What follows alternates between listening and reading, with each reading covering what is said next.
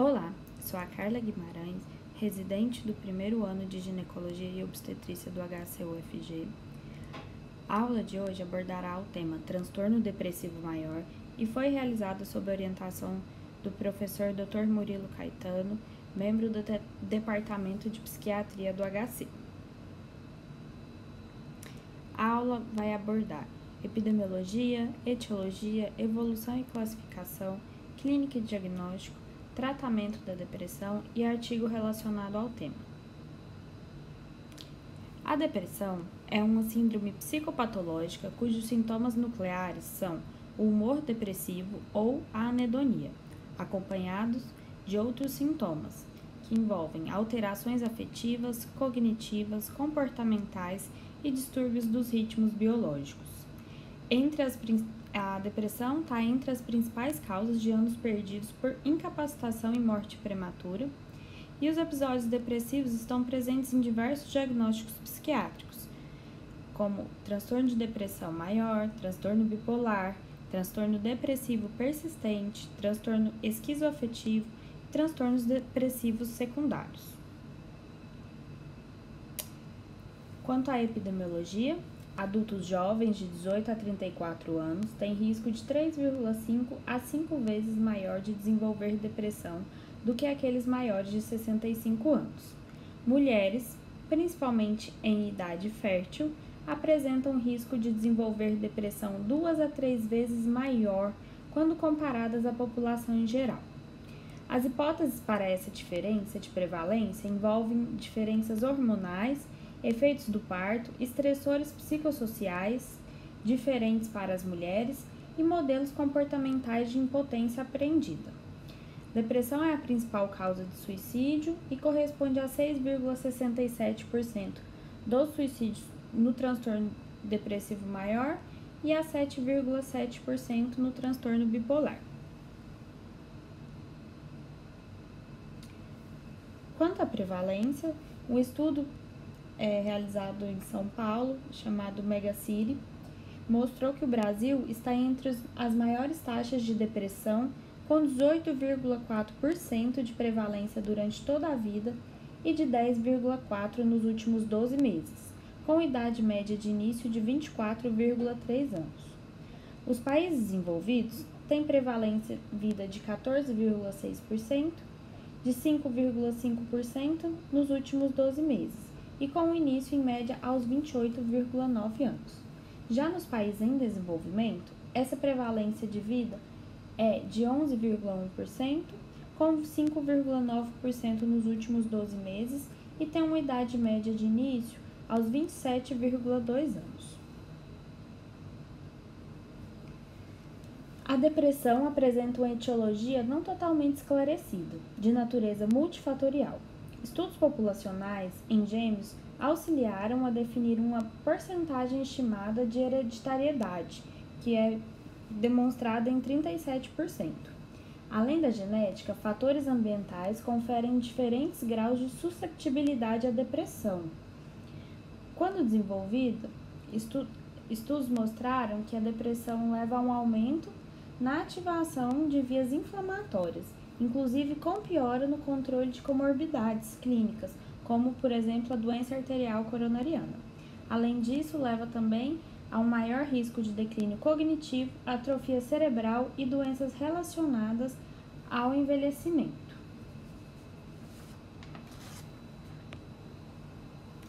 Entre os fatores de risco ambientais para o desenvolvimento da depressão estão o uso de substâncias, entre elas o álcool, drogas e inibidores de apetite, alterações dos ritmos biológicos e os eventos adversos precoces, como perda parental, percepção de falta de carinho dos pais, baixo suporte social e abuso infantil. O evento de vida associado com mais frequência ao desenvolvimento da depressão é a perda de um dos genitores antes dos 11 anos de idade. E o estressor ambiental mais associado ao início de um episódio de depressão é a perda do cônjuge. Outro fator de risco ambiental importante é o desemprego, levando a uma probabilidade de até 3 vezes mais relatos de sintomas de depressão. Quanto ao seu curso evolutivo, O início costuma ser insidioso, mas também há a possibilidade de início abrupto. A maioria dos doentes desenvolve o primeiro episódio depressivo entre 20 e 50 anos, com 40% dos casos totais de início mais precoce. A doença segue um curso episódico com uma estimativa de que 80% dos pacientes terão mais do que um episódio ao longo da vida, e a cada novo episódio, maiores são as chances de recorrência. Se adequadamente tratado, o episódio de depressão melhora em cerca de 3 a 6 meses, com recuperação em média após 12 meses. Após 2 anos, 21% dos episódios depressivos se cronificam. Como já falado, a depressão está entre as principais causas de suicídio. Deve-se atentar aos fatores de risco para esse desfecho, que são os não modificáveis, homens de mais idade, tentativas prévias, história de comportamento de automutilação, pertencer a uma minoria sexual, história de problemas legais, e os modificáveis são ideação suicida atual, desesperança, sintomas psicóticos, ansiedade, impulsividade, estressores financeiros e vitimização, transtornos por uso de substâncias, transtorno do estresse pós-traumático, transtornos de personalidade e doenças dolorosas crônicas. Quanto à gravidade, a depressão pode ser classificada em leve, que causa sofrimento significativo sem incapacitar o indivíduo, moderada, quando afeta parcialmente as funções do indivíduo, e grave, que é aquela que incapacita social e/ou profissionalmente o paciente. No exame psíquico, observa-se os seguintes sinais e sintomas clínicos indicativos de depressão: a expressão facial de tristeza ou apatia, aparência física geralmente desleixada, tendência ao choro ou apatia, o humor tende a ser polarizado para depressão ou irritável, o pensamento ele é negativo e persistente, há uma redução da energia e volição, podem acontecer prejuízos cognitivos e de funções executivas, com prejuízo em atenção, memória, queda no desejo sexual, alterações nos ritmos biológicos e neurovegetativos, mudanças no sono, no apetite. Ocorre, em alguns casos, crítica parcial da doença e em alguns pacientes podem apresentar até sintomas físicos. O diagnóstico de depressão ele é realizado a partir dos critérios diagnósticos do DSM-5, que determinam, no mínimo 5 dos seguintes sintomas têm que estar presentes durante o mesmo período de 2 semanas e tem que representar uma alteração a partir do funcionamento basal anterior do paciente. São obrigatórios os critérios: o humor deprimido ou a perda de interesse ou prazer. Portanto, entre os próximos sintomas que eu vou ler, tem que estar presentes 5. Os obrigatórios: o humor deprimido, na maior parte do dia, quase todos os dias, indicado pelo relato subjetivo ou observações feitas por terceiros. Pode haver também acentuada diminuição do interesse ou prazer em todas ou quase todas as atividades, na maior parte do dia, quase todos os dias. Pode haver perda ou ganho significativo de peso sem estar de dieta, ou aumento ou diminuição do apetite quase todos os dias.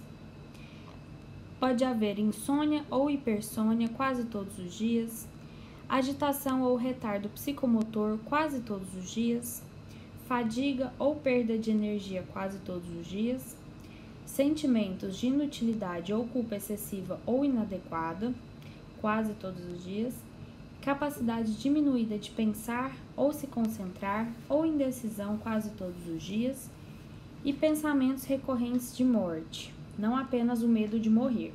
Pode haver ideação suicida recorrente sem um plano específico, tentativa de suicídio ou plano específico de cometer suicídio. Esses sintomas presentes, eles têm que atender ainda os seguintes critérios: eles têm que causar sofrimento clinicamente significativo ou comprometimento social, ocupacional ou em outras áreas importantes do funcionamento. O episódio atual não pode ser atribuível aos efeitos fisiológicos de uma substância ou de uma condição médica. O episódio de depressão maior não se explica melhor por transtorno esquizoafetivo, esquizofrenia, transtorno esquizofreniforme, transtorno delirante ou outros transtornos especificados ou não especificados do espectro da esquizofrenia e outros psicóticos. Além disso, nunca houve um episódio maníaco ou hipomaníaco na história pregressa do paciente.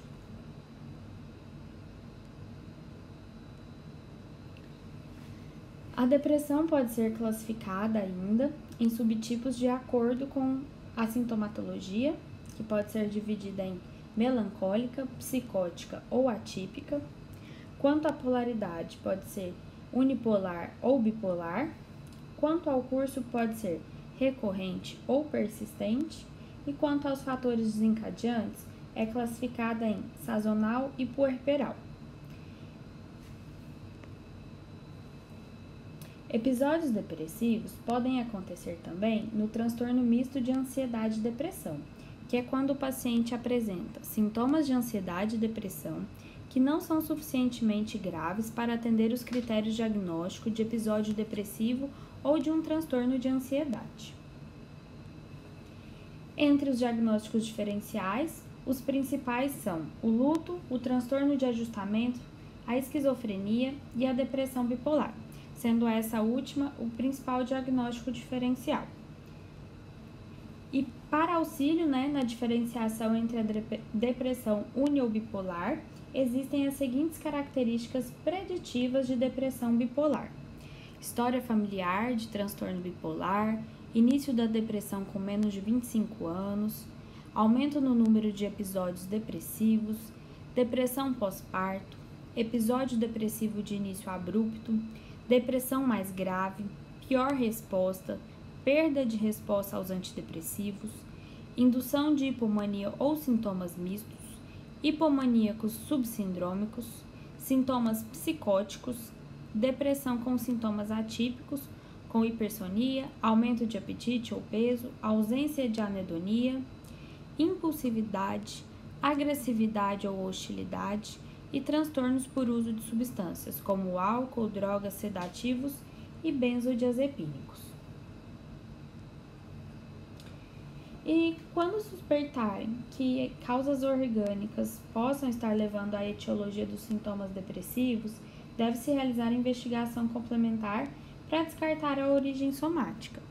Nesse caso, os exames indicados são o hemograma completo, para avaliar a presença de anemia e infecções, que também podem levar a sintomas semelhantes da depressão, função tireoidiana, pois o hipo ou hipertireoidismo podem se manifestar de maneiras semelhantes à depressão, creatinina e ureia, porque algumas doenças renais elas podem mimetizar os sintomas depressivos, provas de função e lesão hepática também, para avaliar a presença de doenças hepáticas que possam se assemelhar aos sintomas depressivos, glicemia de jejum e hemoglobina glicada, porque os pacientes com diabetes eles apresentam maior risco de depressão. O colesterol total e frações deve ser solicitado, pois alguns dos antidepressivos podem alterar o perfil lipídico do paciente. Além disso, ácido fólico e vitamina B12 devem ser solicitadas, porque quando em deficiência podem causar anemias e levar sintomas semelhantes aos sintomas depressivos. E exames de neuroimagem devem ser solicitados quando, além dos sintomas depressivos, o paciente apresentar sintomas neurológicos ou sinais focais que façam pensar em lesões estruturais como AVC, alguma lesão em massa.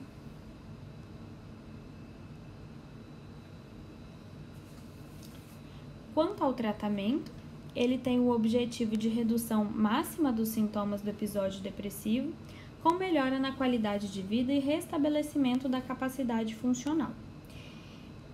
Leva-se em média 4 a 6 semanas para melhora clínica parcial. Se boa resposta, deve-se manter a dose por 6 a 12 meses. pode haver persistência de sintomas residuais, isso confere um maior risco de recorrência do episódio depressivo. E naquele paciente que está assintomático por 6 meses, ele é considerado recuperado do episódio atual.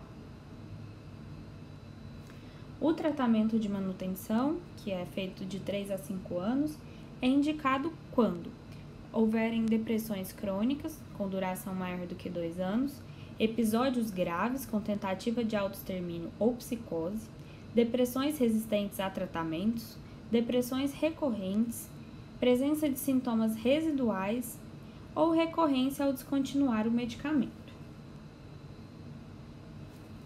Quando finalizado o tratamento medicamentoso, o antidepressivo deve ser retirado de maneira gradual, com redução da dose em média a cada 2 semanas. E essa retirada gradual, ela deve ser feita sob acompanhamento médico, avaliando os efeitos dessa retirada para verificar se não estaria acontecendo a recorrência depressiva, efeito rebote ou síndrome de descontinuação abrupta. A escolha do antidepressivo deve ser balanceada e decidida com base em características do medicamento e das condições do paciente. Quanto ao medicamento, deve-se avaliar a eficácia e tolerabilidade comparativa, potencial de interação, simplicidade de uso, custo e disponibilidade. Quanto às características, as condições do paciente, deve-se levar em conta os aspectos clínicos do episódio atual, histórico longitudinal, comorbidades, respostas e efeitos colaterais a outras medicações e a vontade do paciente. Entre os antidepressivos disponíveis, tem-se aqueles da classe dos inibidores da monoaminoxidase, que é a tranilcipromina, moclobemida, os antidepressivos tricíclicos, que são a imipramina, amitriptilina, clormipramina, nortriptilina, os inibidores seletivos de recaptação de serotonina, que são fluoxetina, paroxetina, sertralina, citalopram, escitalopram e fluvoxamina. Há também a classe dos antidepressivos atípicos com ação noradrenérgica e dopaminérgica, que envolvem a bupropiona. Há os inibidores da recaptação de serotonina e antagonistas alfa-2, que é a trazodona. A classe dos antidepressivos noradrenérgicos e específicos serotoninérgicos, que é a mirtazapina. Há também os inibidores seletivos de recaptação de serotonina e noradrenalina, que engloba a venlafaxina, desvenlafaxina e a duloxetina. Há os agonistas de melatonina, representados pela agomelatina, e o serotoninérgico multimodal, que é a vortioxetina.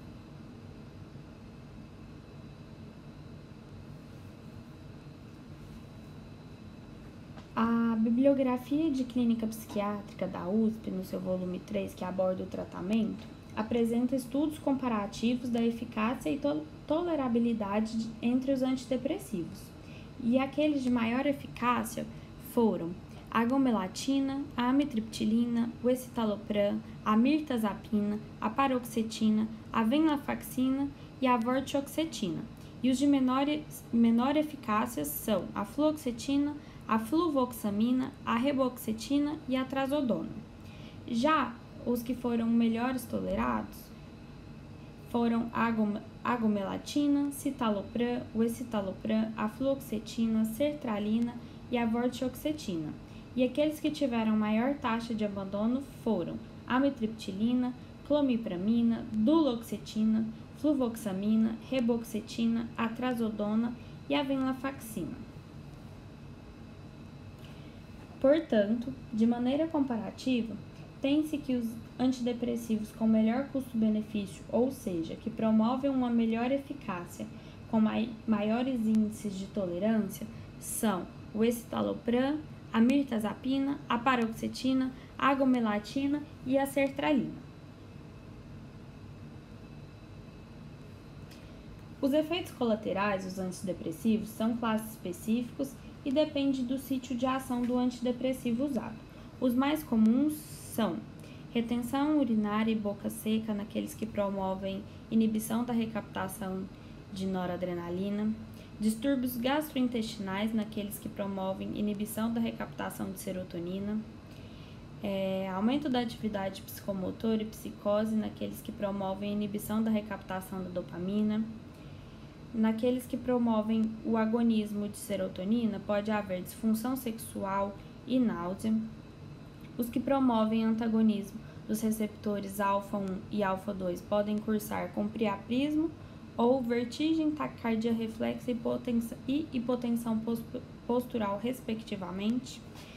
Aqueles que promovem o antagonismo da acetilcolina podem cursar com déficit de memória, constipação, boca seca, visão borrada, retenção urinária e taquicardia sinusal. Naqueles que promovem o antagonismo, fazem um efeito antihistamínico, pode haver sedação e ganho de peso. Apenas 33% dos pacientes atingem remissão da doença com o primeiro tratamento antidepressivo.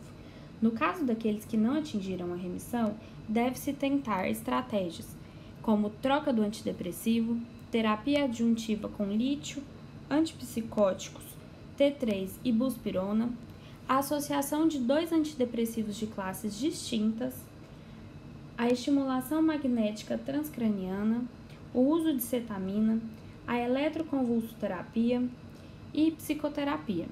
Cerca de 1/3 dos pacientes não remitem após múltiplas etapas com o uso de antidepressivos. Nesses pacientes, é importante avaliar o diagnóstico de transtorno bipolar e a associação de cetamina com eletroconvulsoterapia e psicoterapia. Como falado, nas depressões que não remitem, pode-se utilizar os adjuvantes, que os mais comuns são os antipsicóticos, que podem ser usados junto aos inibidores seletivos de recaptação de serotonina e de recaptação de serotonina e noradrenalina, os moduladores do glutamato, que temos a cetamina, que ela é usada via endovenosa, tem uma eficácia rápida e seu efeito antidepressivo é dose dependente, e tem-se também o enantiômero de acetamina, que foi aprovado recentemente com uso intranasal e é indicado no transtorno depressivo resistente. Há também as psicoterapias, que geralmente são realizadas em paralelo à farmacoterapia. Elas são importantes pois promovem um monitoramento de sintomas e uma psicoeducação acerca da doença. No caso de depressões leves, podem ser indicadas mesmo sem o uso, sem a necessidade de antidepressivos, e é importante associar exercícios físicos. A outra adjuvante, nos casos de depressão sem remissão, é a terapia de neuromodulação, que envolve 2 modalidades. A eletroconvulsoterapia, que ela é usada naqueles casos com necessidade urgente de resposta rápida e definitiva no tratamento, e ela é indicada também nos sintomas catatônicos, sintomas psicóticos e na depressão com refratariedade. E a outra forma de neuromodulação é a estimulação magnética transcraniana, indicada em depressões sem melhora satisfatória com medicamentos antidepressivos na dose e duração efetivas mínimas. O artigo escolhido, associado ao caso, é um artigo publicado no Jornal Canadense de Psiquiatria, chamado de Estudo STAR-D. É um ensaio clínico pragmático que envolveu um N de 2.876 pacientes.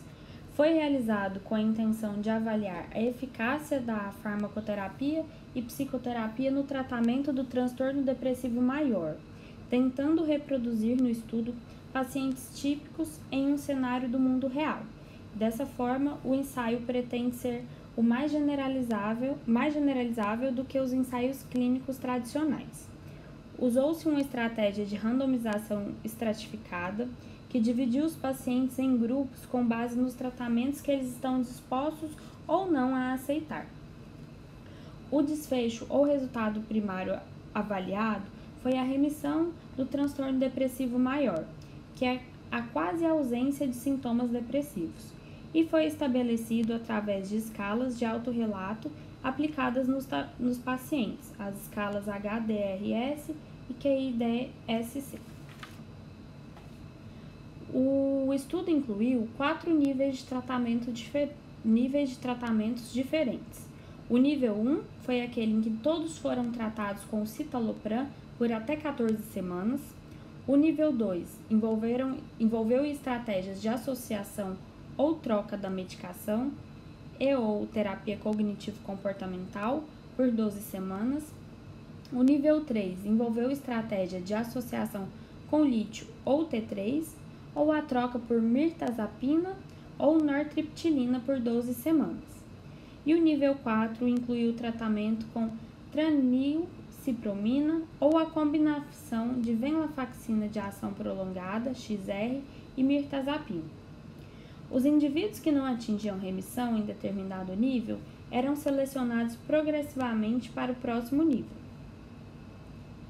As conclusões apresentadas pelo estudo foram que não existiram diferenças estatisticamente significativas nas taxas de remissão da depressão entre os tratamentos no mesmo nível.